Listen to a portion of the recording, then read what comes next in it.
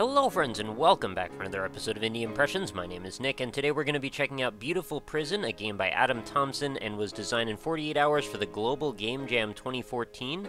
This is an abstract exploration game, kind of my bread and butter as far as genres go for this channel, and it's something that I'm always kind of on the lookout for, and there's been a bit of a dearth of those on the channel lately, so I thought, well, this one looks very pretty, why don't we give it a shot?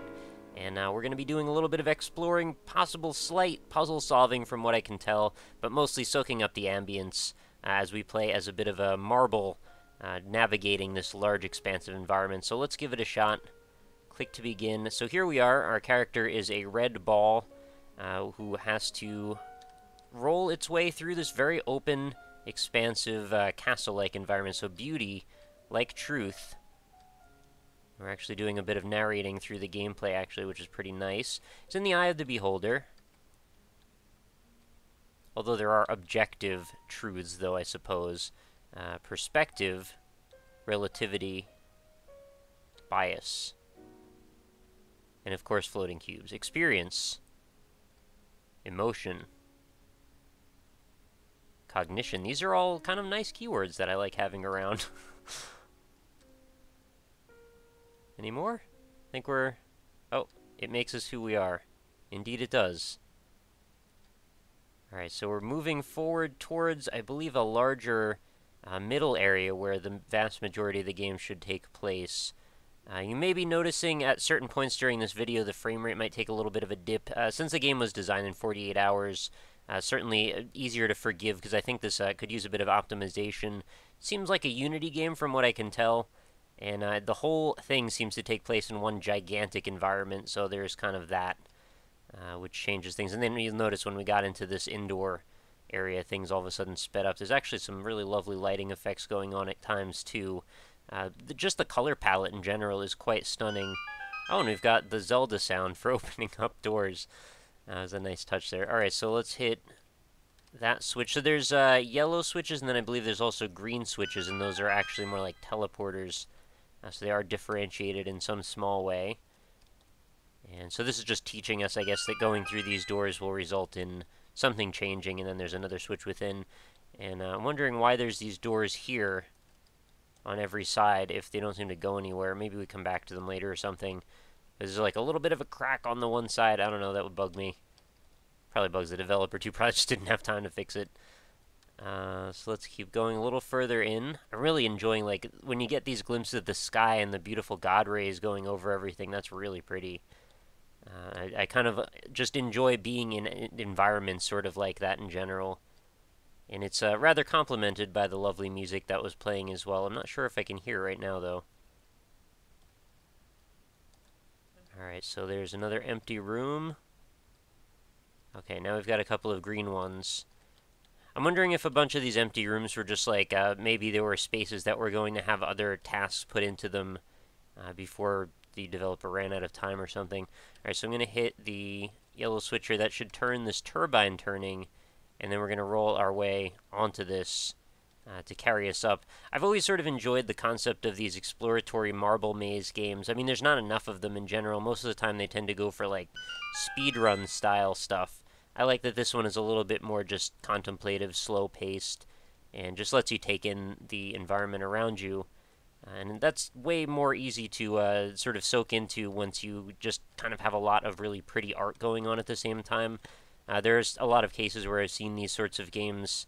They get a little bit blocky, maybe a little bit not so attractive at times, and I don't know, it's easier to get put out by things like that when you don't have a lot for your eye to wander onto.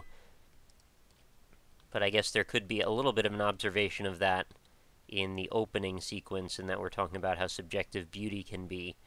Similar things apply to game design, for sure. Alright, so we'll go outside another one of these. Marble's a little bit tough to control at times, too. It seems like it takes a very long time to gain and lose momentum when you're starting to roll. That is really pretty. Oh, I really like those, the slatted pattern that's happening down at the bottom, and the way the rays are shooting over.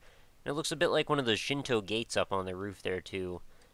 I'm not sure if that was actually the influence, and then the lights actually turn on when we walk into this area, or roll into this area, rather. Alright, so now we seem to be approaching... Oh, it looks like another turbine. Oh, it's actually dynamically affecting the rays that it's passing through. That is such a pretty effect. I'm so happy that there was a day when we were like, hey, now is the time when we were going to have God rays in all of our games.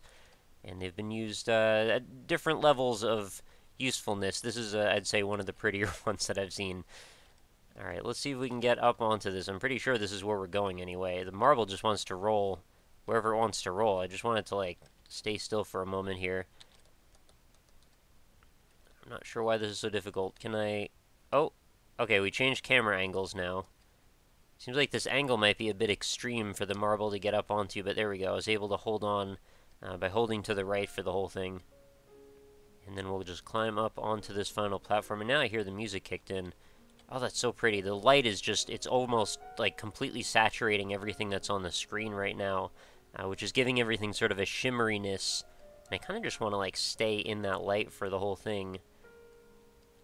I think this developer had a really good sensitivity to the color scheme that's going on here. I would love to see more with that same vibe to it. It has this warmth to it, like, you know, you wake up on a really sunny, beautiful day, and the light's coming through the window, and it makes you feel warm. The sun's, like, beating down on you. I guess it's sort of a intangible feeling that's evoked by having that sort of light hitting you. And now we just get to roll along through a bunch of these pretty patterns in shading. I really like looking at that. And then, oh, looks like a very long path down to who knows where.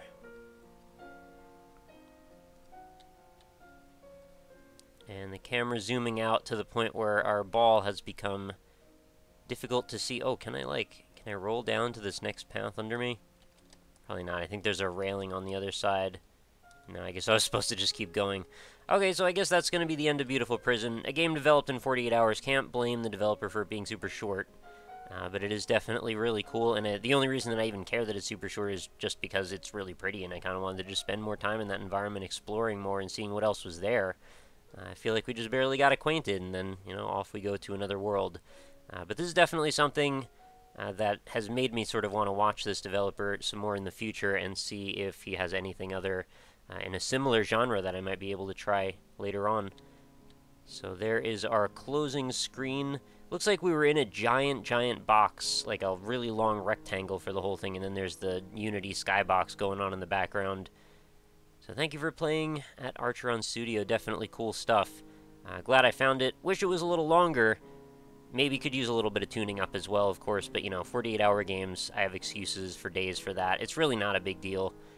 But it just sort of shows you the premise that could have been taken into a larger, more expansive direction. I enjoyed having a run through it. So thank you everybody for watching. As always, if you want to try this game yourself, the link is going to be in the description. It might be fun to take a friend through and just sort of talk about the implications, some of the art direction and design. I always enjoy having those sorts of discussions anyway. I'm not sure if you guys all have the same group of friends like that, but if you do, consider yourselves lucky. Oh, there's a little smiley face working its way down from the ceiling. Isn't that a cute touch? I think it's a smiley face. Yeah, it is. So yeah, if you want to check out the game, links in the description, as well as my other social media stuff, my Facebook, my Twitter, my Indie Impressions website, of course, indie-impressions.com, and my Twitch page, where you can go if you want to catch me streaming. So that is all for today. Thank you so much for watching. Thank you for being here and hanging out with me. If you did enjoy this, please consider leaving some support for me in the form of likes, or leave a comment. Let me know what you think of this game. I'm sure if the developer finds this, always appreciates feedback. Everyone does. It's just always kind of fun to have the dialogue going. So I will leave my feedback in the form of this video if you want to do so yourself. That's what the comments are for. So I will see you again tomorrow. Thank you so much for watching. Hope you have a lovely night. Take care.